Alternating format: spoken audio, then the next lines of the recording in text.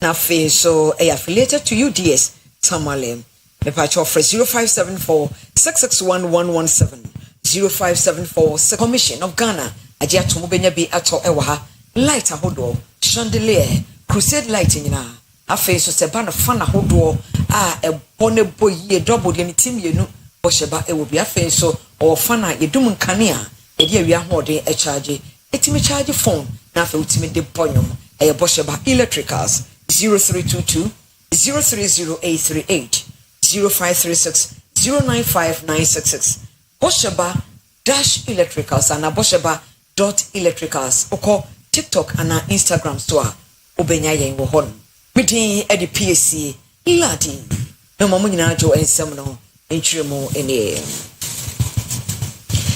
Yeshase na Ghana mampenyi His Excellency Awula John Dramani Asankusu Mahama Akasa na wakasa na wotrese Ghana yebenya krokase foforo wo bewo fra mantam so a so ebebo ama ye twetwe mpewa mu ama krokase enkran mantam a aya na agba apeso no ebetimi akofom we nyina betu dwa wo bra enkran mantam nananom ekabo mu ekostra no e wona tena ye Jubilee House.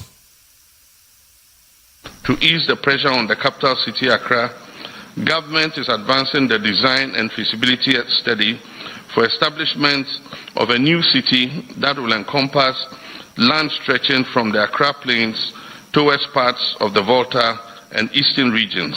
When completed, some government offices and agencies will be moved out of Accra into the new city. Only today, I received the procurement report for the start of work for consultancy and the feasibility study for what we call the Green Digital City. Yantua so yanko Ghana mrasha bedwamo na enchakra na yedi omei akohoma sika ho nsem anase omei sika semte bia abeto eja medie budget no na mrasha bedwam bedeku omo ehwe sika sem de abeto dwa se wo hwese de afe no ye bosome miense di kan tosomienu ni ade eba no a Ghana sika sem totoye no ankoye se de susu ye no ti aban no wo hweye na won tietia break owura kojo opon kroma wono ene ne semtrefo ekasai wono ene ye dwamtrene ema finance committee wo Ghana mrasha bedwafie yen Training Bernard Kedazi Echo Jumedi no asibi. So me no on tia sa na ma we say the company to say we fear say obviously akese na we Bank of Ghana data na ye ka educate page over 40 billion Ghana cedis and no that general no crowd sent by parliament say yes man $1 billion almost $1 billion we so me nko pe ni IMF eja me ho no say ade na fear say jigwa started what we say $1 billion. Now the chat why here can one say when na can go channel the boss how work as or make this only so it's only for our economy or can say better why if you be me need after sika e dia money na won't you when this chairman ba ko ali ba ko enye go 24 hour economy no dey and then this women's organizer the baba ko enye duma 24 hour economy so amani sika 650 billion if you year di kan ya total appropriation we have free SHS na kufa na Dr. Bawumia di jana na kufa na Dr. Bawumia ango bob si amfanye free SHS and no original parliament we have $300 million e dey akwa for free SHS e ho aduma the near man who do this in this so be go competing to no ba be to say ko fo ku ko dey there every and the man who do be broadcast of to be the yesterday finance minister say ochina obigina parliament and ya feed na power beto na system actually data na Bank of Ghana and the finance ministry IMF no World Bank are publishing and no come on they no be announcement for it's say policies need we can announce they will akomazika na onye ntua ya feed no be announce policy for ba ko na announce ya na onye hosika ntua on kire ya obenya hosika ntua. I also talk about the depreciation itself, depreciation of the city. By the end of 2022, the city was depreciating at 52%. You remember when we said that Ghana had lost the international capital market? The city was depreciating by 52%. By the time we left government in 2024, by the end of 2024, the city was depreciating by between 18% to 20%. So the government that brought the depreciation of the city from 52% to about 18-20% did not incur such losses. How can they then come and say that because of the losses incurred by the Bank of Ghana, we now have the stability? But another government achieved, greater stability without incurring those losses. We talk about reserves. Today they are talking about $13 billion. Before we left government, we had built the reserves through the Bank of Ghana to the tune of $9 billion. We handed over $9 billion in international. Yanko National Identification Card and some no na Ghana so for her efisem Interior Minister any Honorable Mohammed Muntaka Mubarak man triple M or the atudwa or say lokachi yazaki emradane frise enka na ebi no etoda ukọ na okuta Ghana card no a eno ane say ye hwe wo yemfa won sense bibia so wo ne photocopy e wo phone so kra yetimi didi dwuma ma wo osisese wasesem enti Ghana card no kuta kra no a e wo se de onsesisi video so na kire say Ghana card no eye wo dia. Enforcement agencies to ensure that the requirements of the LI 2523 are consistently applied and upheld nationwide. Ladies and gentlemen, I want to be candid with you about why these penalties exist. They are not just designed to punish ordinary Ghanaians going about their daily transactions. They exist to hold accountable those organizations and individuals who continue to expose citizens' data to unnecessary risks after being given the tool and the time to do better. The government and the National Identification Authority recognize that this is a significant change for many businesses and institutions. We are not approaching this as a trap. The NIA has published its website, that is www.nia.gov.gh. The specifications for portable card readers and biometric devices and will roll out sensitization and technical support to help organizations integrate onto the identity verification system platform for access to the National Identity Register. We are using this opportunity to ask every organization that verifies identity as part of its work, such as the banks, telecommunications companies, insurance, hospitals, schools, government agencies, and others to begin or complete the process to be onboarded onto the National Identification Authority Identity Verification System platform without delay. While the regulation took effect on the 9th of June 2026, government recognizes that institutions will need time to put in place the system, infrastructure, and staff training necessary to comply. Organizations are accordingly granted a transition period of 3 months from 27th of July to 2nd of November 2026, within which to establish the necessary protocols to implement LI 2523. This transition period is granted strictly to allow for orderly implementation and does not suspend or waive any obligation under the regulation. Institutions are expected to begin compliance measures immediately and to be fully compliant by the end of this period. Nyaminkuanka diabepa enyenye kura furu kronkrosin mu asante mantem asem ena meken timaka bia na oduru ho no traffic akra ewom na car no ebobo mu manu edaso eyi enipa mienu epra Kwame Edubrefo drivers no baako wo kire kwan a kwanhia no efa so esi ewo ofuru krom ho no.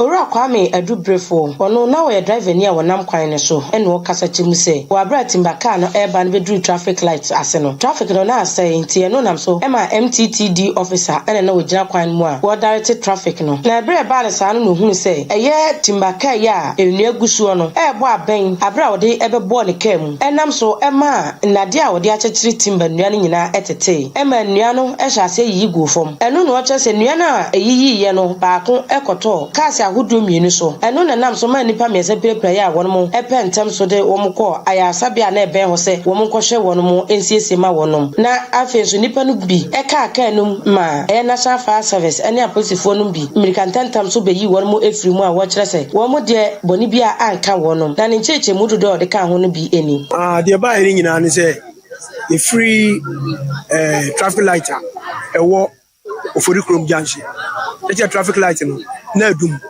and the police na ejina wo kire ye kwai ana ka timba no so efiri check side ana ba enti o mu twa mu ye no ejina cars ni free so nyina ya ba ana o mai o kire se yenso yenko enti e ba ya ye biduru sa traffic light no na je say afa na aso green cause na go slow tina aso green ma ye ko ti eduru wa etwa mu no no so di achi ti dia beti ni pa wa ti kim no be premier achi ti maka no be premier ka no achi ti premier ni nua na start go che na ebo mu ni na atiti me je say die pride will be a pride because make say na me ni nam say e ba no na no pressure e koso nti e ma mi nua ba ko kan won say this adia konfa no ko ye hwechi na Eric ozo wuzo neni no ti na beti ono no side wona you know a premier Afe amanyosem MPP amanyekuo no enipa maako aduasa ennan oma clear wo mo kire se wo mo hu son ekwan dem se onum betimi asi akan e wo mantem hanom eye executive elections no na adwoa edutwa abodi wono no percent to abama no no be regional secretary na so wantimi anko nanima wayi ne ho efrem Rita Talota asobayire eye asante mantem chairman ema election committee no MPP amanyeko woni samtrefo heka side nchirechiremu wei atudwa Crofonyina there were 35 aspirants ubia apase ti yama omukwan so bia nkonkoye ne campaign na on the 15th of August yebetu abano ewo stadium ti so bia fane number ubia won a ballot number ya ye bibia da ne kwen na amana yama se onko ye campaign ye campaign of insults ye nyina internal elections ne eko woko na woko kan wasem no wutie ne e ba ne etuma wa fine ya nto a still our party no wo san wa kwanya se nyame ya don wuti nkwam wa hoden ne akwanya san ba biuma wo betimi a contest na sentiment mo ha the MPP akonya 2 million ba be se mensa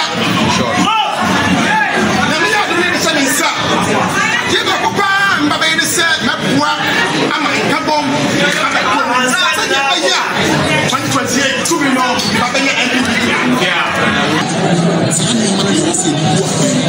na party sa ya ko ni chimi sa di ba party enu mi ade ya me ba aba be boa na me ka se constitution na party wo na wo church mu ze wo ye secretary wo jumeni wo ye deputy secretary wo jumeni wo ye chairman wo jumeni so ni na se wo ye wo jumani influence impact dey na bi na pa ko be to wa ba e dey ma wo party enu ne dey Nti koka ena hu no so no I care ne woni awaka wonum pese wo pre na ye to aba no ema wonum yenko boso me frɛ ho mansin no emo abonsanso e wo boso me frɛ ho mansin na nipa dodo no ayekuafo wo se wosi abrenkete konkoden e domfuo ema no bae ne ba e yenko besi obrehunu enika hunu efri se kwan no enye hanya ya bata kwan no asai enti eba ne saa no na wono bae nyina asai na akofa ohawo ede aba enti osrese e kwan na asai no empenifo emeye ema wo nana safo agema kokruko otoso mienu eye abonsanso ehene baba se janani amebia kunya ababia ba bebe kwan yenye yanzo ayo kutia se bibisia be fro hene empenifo nantie say the fuck on paso yes kwai Any I hold it. My mom for so almost more. I have sounds mine. I feel business from your car. And your mother, empty or is your business from and your man Penagasa. Telling me that I was also the trouble. If I acquire a crown and your cry, would you free her the coil immediate? They are photos in Qua Nina yet the Yamwa, yet nothing and penny for nothing. And the Krumunina said, I was a choir after the chairman, wine, Abbey and Sana. This is some good see. Fine, a girlfriend. It never say, Yannick Krunina, I dream back home. Now, your baby CC. The Yahoo didn't beat me. Ya, can't be fast. I can hear bien to me. Yet, also, you know, you feel cruel more. There were JHS or who knows I call him the breeze. A fee and a crona to us. Say, ah, and you're crazy, ya. And yes, I say, and you came. Now, your boy, not a penny will become more. Or not to marry more. If you walk on, I can tell us, say, that door in 9 years. If I'm a man to come on, baby. Yanko and Sawam Crucino Yera Drobo na Ohine for cry, you know, and Quane Dobro, Wakasa, Nidini Nana Equiyao, or sing Mumesia Eboa, and Quadaba taking Kanking Kanya, and my one con Kanye, Nadia Quadana Coma Swan say, Yabesi Junior High School Chronomo, now Boama Sianfoa, or Nanti Quencini, 10 Eko Junior High School no etwetwa ama enwomesua yemre ama wonum Abra nana ede ahemfo nkumanum bi esisi so no kasa chemu se secondary school eni biaye ho enam so mankwada no etwa kwan kwatenten ansa na wonum akosua de akenkai se na beya mbetimi akomani ewa adisua ho no se eno no eha nkwada no sanse won bedru school mo kra no mo abre ne madodo na wonum entimi ye enti se nka ban no etumi be si school ni bi ede be mofra na ebeboa ma mo etimi esua de abra wonum emre na sa ku kwan na ewa no so kra no ama drop out no adoso efa ni nji school ho afi so kasa ewo chemu se obesra ban ene a police fo a won mo bia ho se commercial motorbike riders a won mudin ade okada no kwan ya wo fa so edu odwumadie wo ho no enye kura ade achi ade sen accident nkwa ene eba ho eno so ya ade a eha adwene wode nsam dodo na ne kan we ho esre aban ene empenifo se won mo emeko ne kuro no emoa afin so ense ye gyawa asase nso ato a ye behia secondary schools probi ho na se secondary school ni ma ema enibienu ewo fem se secondary school ya ba pepepe na enibie na eden abaso na kroneza say schools ni nyame bi ni onte enibie no ofem nti ama sebe nipa na ukro no how eni atete say wo ni adwuma ya de bia wo ho a wo betete wo yonko nti ye besre aban so say for the meantime ade ya ayi school ye de fro asase ato de bia metani megu nhia me amitwe say some district education be ye program ya me na me kora me koche nti megu ni de bia private so youth any program ya me ta koche nti de bia mitu megu no fo e kire won kwa won fa special kada fo no won na say won program ayen Ghana police mi samba won hobi wo wa sudi kese nti wo wa sudi kese ne say kwankusu ya enam so ya emma megu nu ana kada fo ni accident no fida bias won ko no okoyi emu na wodi echi bebre e hono na ti senka police fu bem na won stop won but won hwe won sa emra onipa ba ko ewu no na wo be si na nwie nipa be 5 yewu na be se ten prepare ni nyina fi sa okada fu ya tre na hemfu nkuma won mo wo nyina anse won nyina nka ho mom na mo ntimi fa nka bom ene odo emra biaye ho sanse eno na betimi aboa ma mpuntu aba ho amakuru no so timi apra asumje ana Kristo se reja wo bia wasasi so enti sa wo yo hene sempo oyo mampehine bi ana wa ma wa kwanya ebusua bi ama kwanya se wo ana se fata se woro tsena behina nemun na ehia ya asumje se obeka wo manfa bu na ede asumje aba ho memu enti na meka na se ukapmem Yanko Kumase Swami, Ora Clifford, Hena Kududu, Municipal Director Emma Engomeshia, now near our 4 Edin Como, or Chess Engomeshia, Aquada, a Dache, Aquada Fapim Papa, and he was say our phobia concotin, dear near Dindin and Hoarding, a Buaneba, a man of Conanim Ewomeshia, so Nene Quaya Bafaswa, Obetete Obano, Eber Treni Dache, a bio on social media, a ye, Nenso Quaya, Obeshama Bofrano, Aqua social media sono, and no soon so. Say papa, say bonnet, a one quadasso.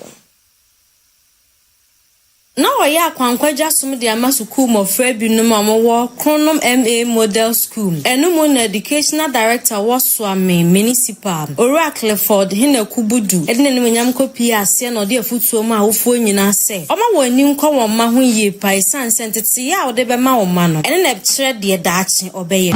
Yes, right. Say. When be aso no mama back up on break and take for that. I want finding useful means.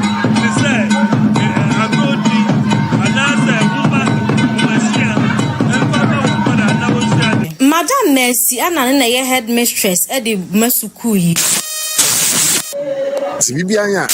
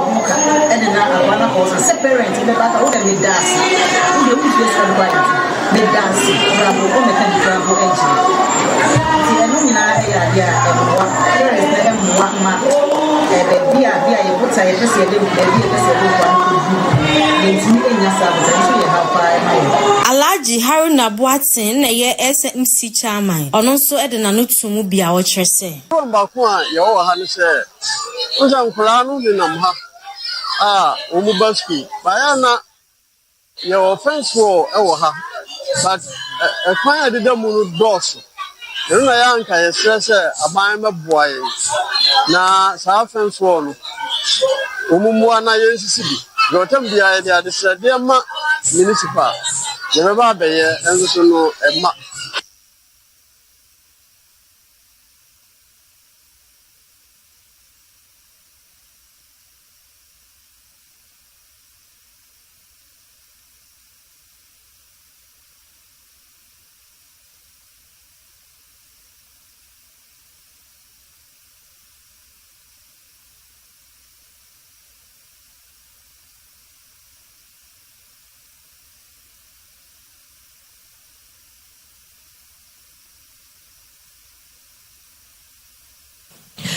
Yangra Gomoa Amonda, Mfifi Mantemo, na Emrasha Bedwani, Emma Gomoa is Honorable Desmond, the Graf Peto, Omanfa Fe won say Edia Cherno, was say a Janai Baby Awoye, a Fimpim Yanuni Adununai 2024, which had to walk around 1 year home Eduma Ba Wuruwanka.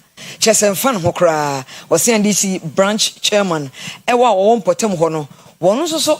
Chese wono so fa ho kra anti omanfom puntuo de asa wonom ato atwene baabi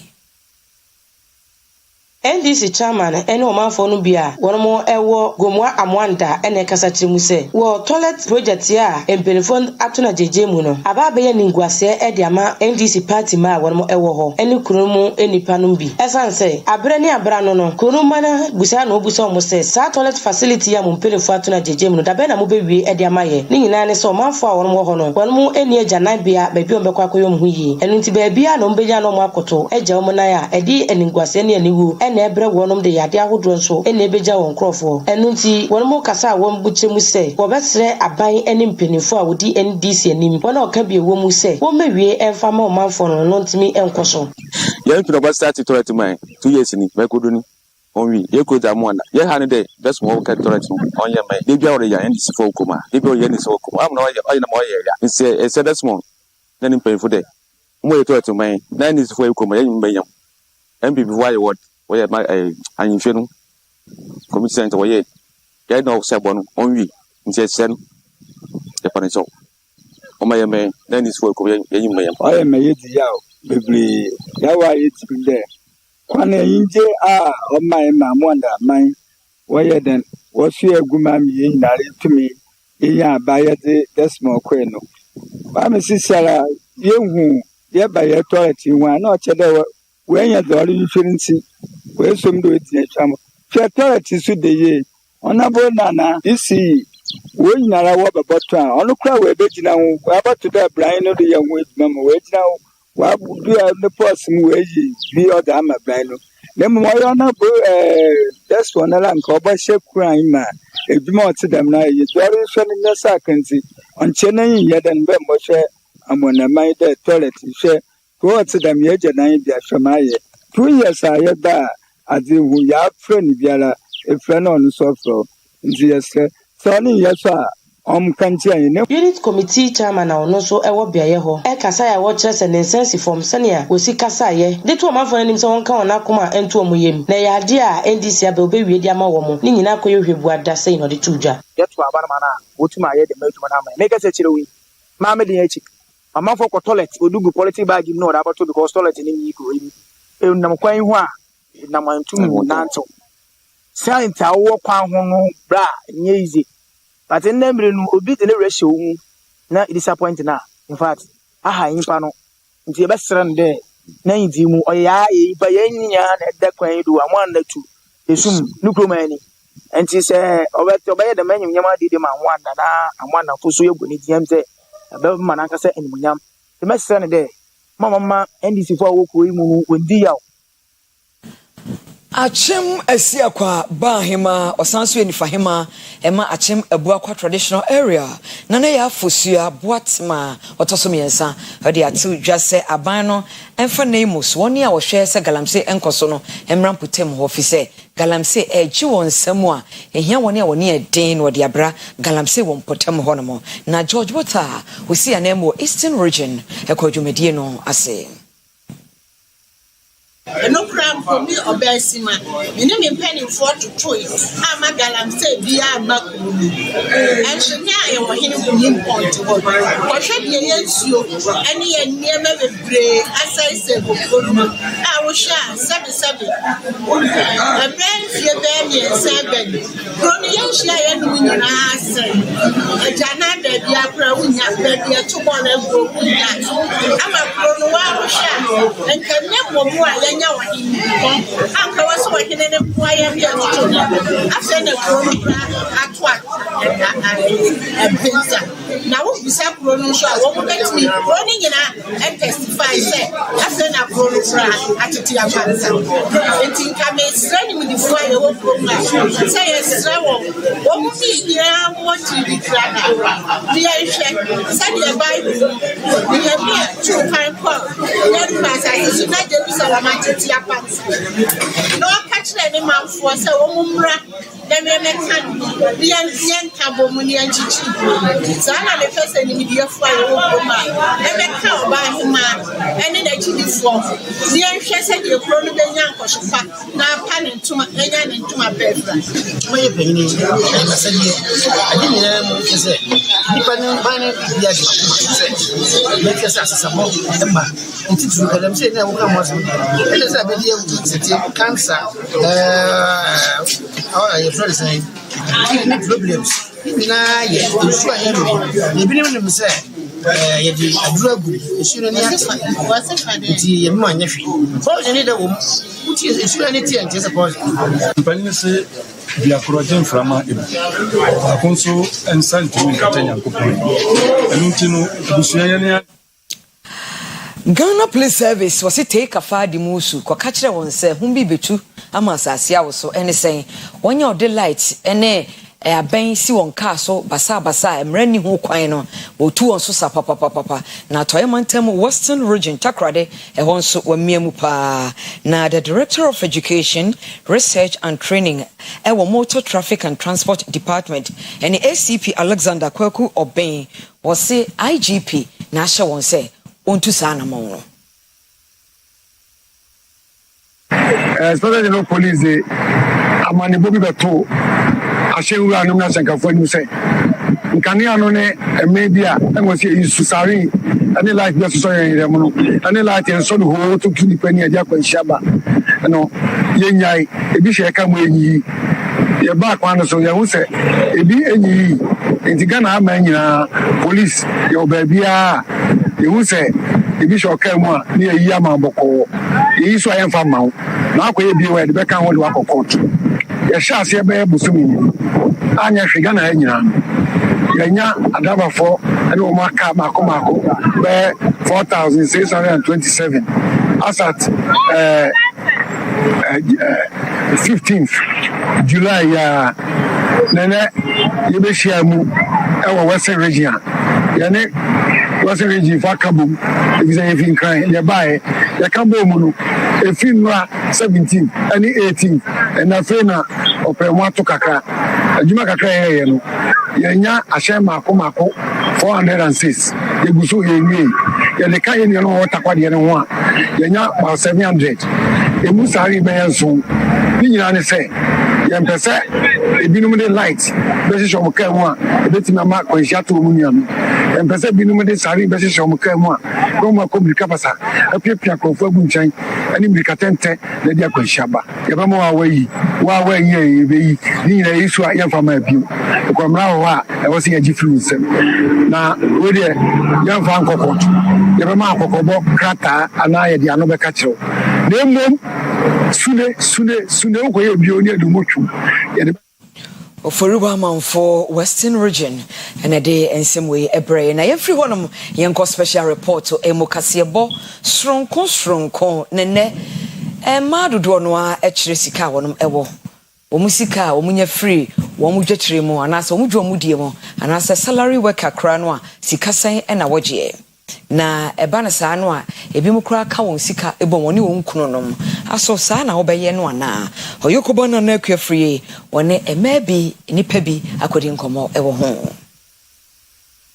sa woji tun sa woni be ma ebetu anamo ewo aware kwan so a eni kwan sa mudi bibia siesie mu ho eni ebi se yenua no ma ye ma me mo se woko dwom ana adwuma a wo ye ye wonya no na woche ana abosume no betimi aka kire wukuna na afa so de men ka kire de kaba de ameka kire fa so de men de kan de ba de amene de na se de mfa so de de kan so nya ne de kan de men ne ne de ade ntine kan se de benifo so de se kwa awale a o de ade pa de fa bla fi ne ka de no kuro so ate ne men kuro na so menka se yi so yo ina na so be magma na mo ba magma ho akonta de be sa enye oye na ye de obetimi akwale obetimi akwatwempra baabi na no sika no de akwatwempra na wo ne na becha wo sika na wo di sika wo ka kyerɛ menka nkyerɛ wo betimi aka kyerɛ wo ese wo ka kyerɛ so menka kyerɛ sika na wo di amemfa be so wo ya odima wo ka wo di kyerɛ wo nya kwa so a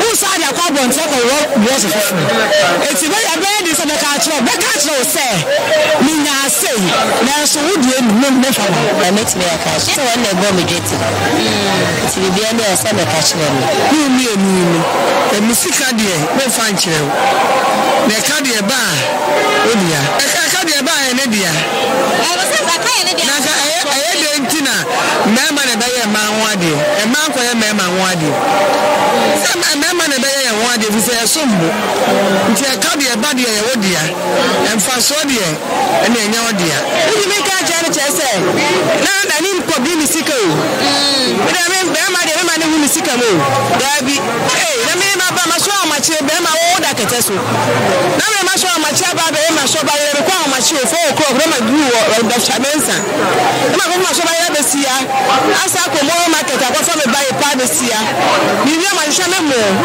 na me nya me fa so a na me ka che be ma ni ndo ru sika ye ya bi na me timi mo be ma ma ne se be ma me fa so me ya ye ni ntumi mo na ma ne se wono on kan de enchire ni nti emu ya se me so me ka me de achi so fi se me ma de mu ni mo ba ono hu mo bo no de kwa abonte na anwa akire enti na de ni ntumi nka ono ba ne ba no ka se me kwa me pay say ma ti say ayese ma yese ya kani a me shibeti ma yesa no akada me shibeti me face pe fa chele amana no masam na watie no oyukro ba na ekwevo. It was so na higher digital address AK0187090 Bosheba headquarters. Ye try and walk of fire for nkra to ye ba ye beto so.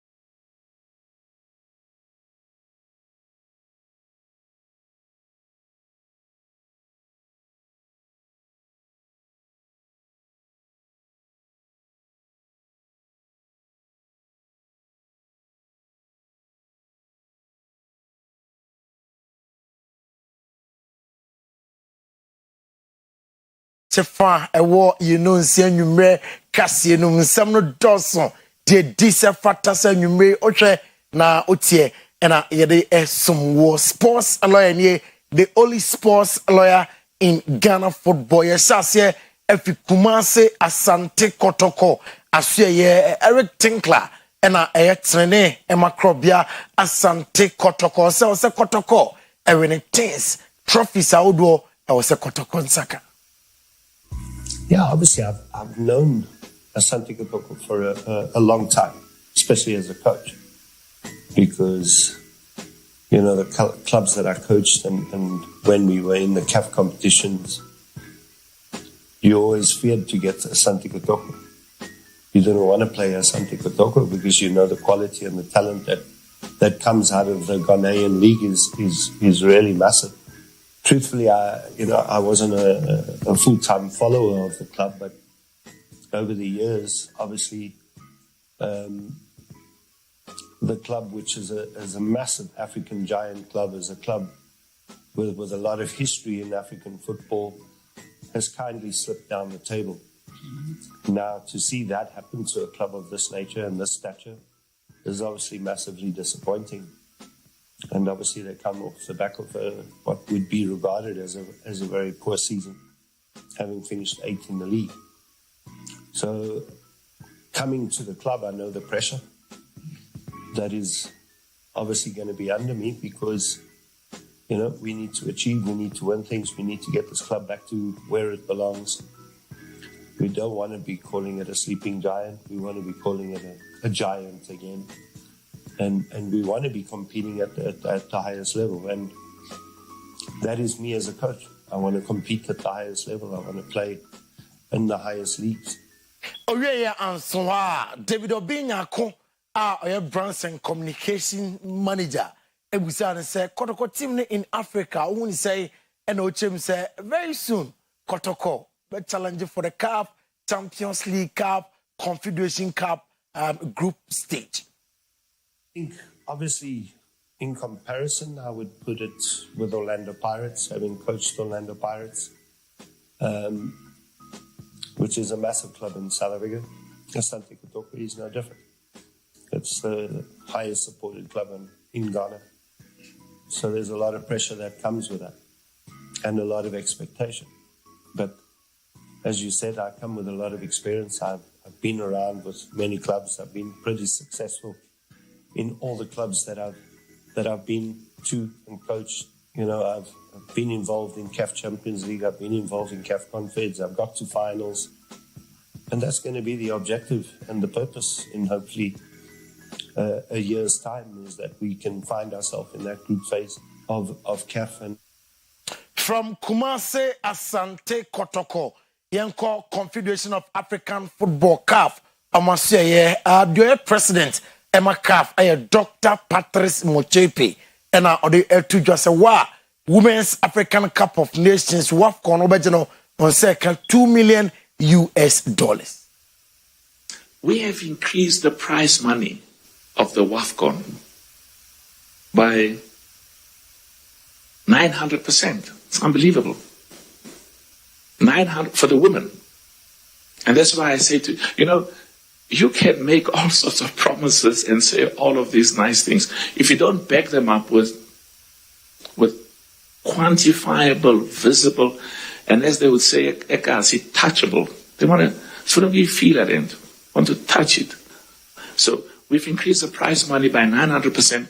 Last year, when I became president, the winner of the women's competition got 200,000. And then we got it to 1 million.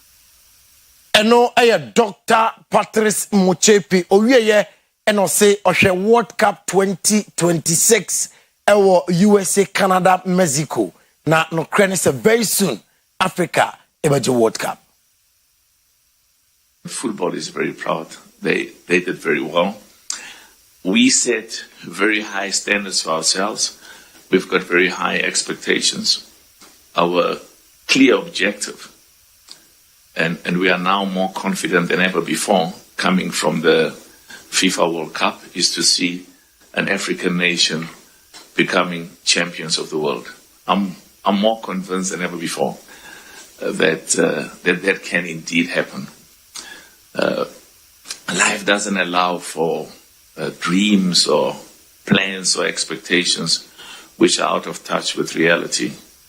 You've got to look at the facts at all times. And Abusia yanyina Dr. Patrice Muchepe nsam no so na nwumre yemfa agudie mu nsam no ensia. Sports lawyer ni the only sports lawyer in Ghana football and was a person etwaso.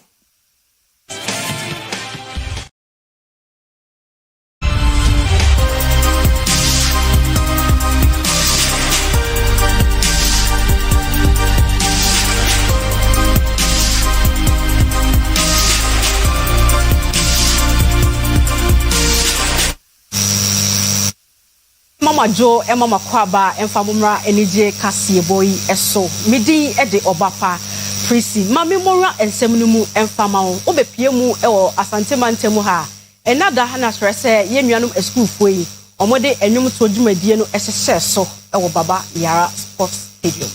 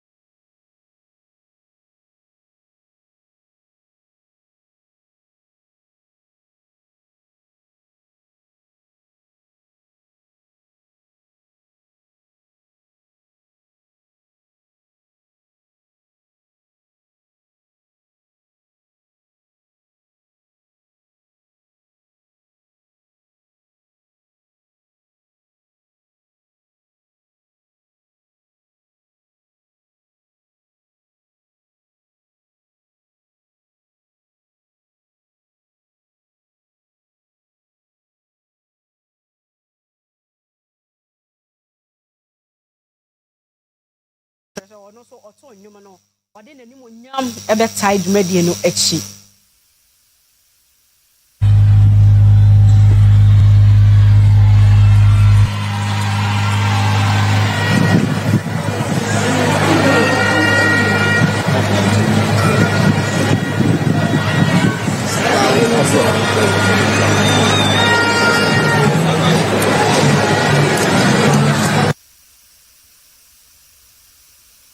Mami fa wonkora fela makafui asoye ene wo tu mabunu no anase emaya ne fo se moma yemfa yensa enye adwuma se de be ya ye betimi support fie ene yenkora na mema no ho se wo bopini wo mo na ho ni se mema no papa entiama moma yemie ni na yeso yemfa yensa nye bibi yenkotie ni.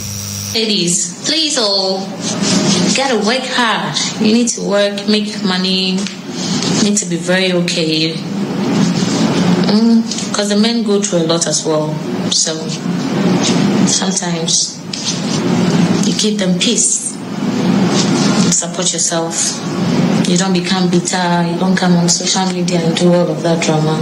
You get. So you both can raise a very beautiful kid. Because I don't believe in the concept of, oh, it's your child. Kini, it's our child. You too, if you do it, you want to. You get.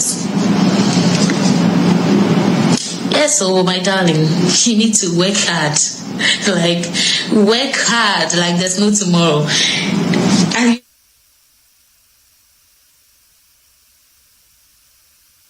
Also, one and all this can also add a baby. Oh, and they know be as I say, one year the best. It was so good. Mammy phone Korea, Nigeria, and Jarvis Ebe can't be say, one pell and Temuno. One thing is a pella bet me cheating job because and temo maka atogono ba ko temtepe e be trouble.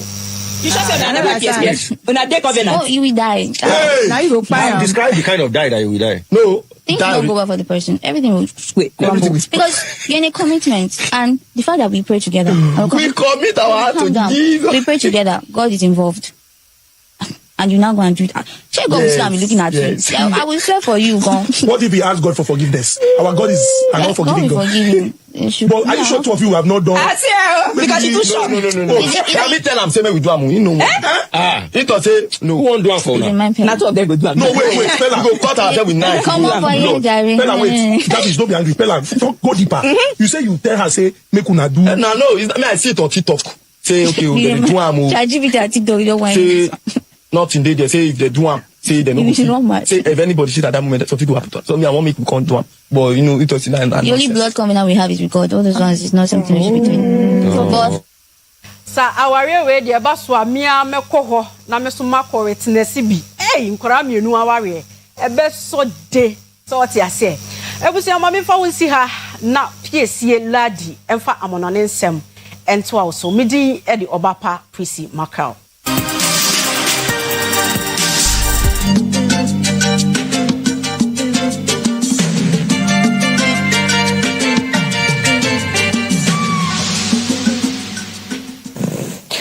Yengra amanone ensemwe arosamwa esie ewo Mauritania mpoano ene se nipa be wa ha ayira besi sabre yenhu wonom Arawosam cry free amaseku bata ne nkrabata ehwe adikotina fo nsem so eba echiremu a enipa bes wo ha ene aduana miensa na sabre wato anu mo nsiedo amafofo pi na so ayira enu mu no United Nations Refugees Agency to nkrase free July bosome de to du na ene du nwotwenim ene onya ne ntie se esubonto kase bi free Buffalo to wo Gambia na ni kire Europe montre so ewo asuo ni so enu mu elokodu no dibo military mem no onfango ekokosan enam so mani do na ape kwan bi fa so senke be ya obeto akonto ni so eno na bra maseku bata de helicopters ahodi okoduru ho no enipa aduasa nwotwe pe na wotimi eyi omu free so bontonum na afoforo de pepem se kasa ohwe omu ba bia onhu omu sa asemi akwakọ ya rehosema United Nations Refugee Agency HMC nipa mu fa do na eje wona wonchi efree yanko Liberia ade bia ayese samo susu se yekoken a wakohunu ho no osise de si doso no osusu se yekoken na koken a wache manfo se wo soa eton no potem hu hu bi da ewo Liberia abakosem emu Aposifo wo Molovia Liberia man kropon mu bo amane se wache cocaine bia ekodwama so koton asika botene be se $370 million ene wom eno mu no police pani wo bia ho Grigori Coleman HM se wo shase di sakata yi achi efibes afempimenu du nwotwe ne afempimenu ne aduonu miensa eno mu ene ne okopie mu Dwazon ewona akoye warehouse ma cocaine dwadie wo omanim opani chemsi okọ no otimi achi nipa dodo pa mu mienu eje emrefo a baako na okura Colombia ene Spain passport na opoforo nso kura Serbia passport enkanda koso chemsi enam se nipa bi ede Liberia ma na kwakoye ba bi a cocaine dwadie ahodo nyina ho na ode fa na ode akomia ahodo ode kontinom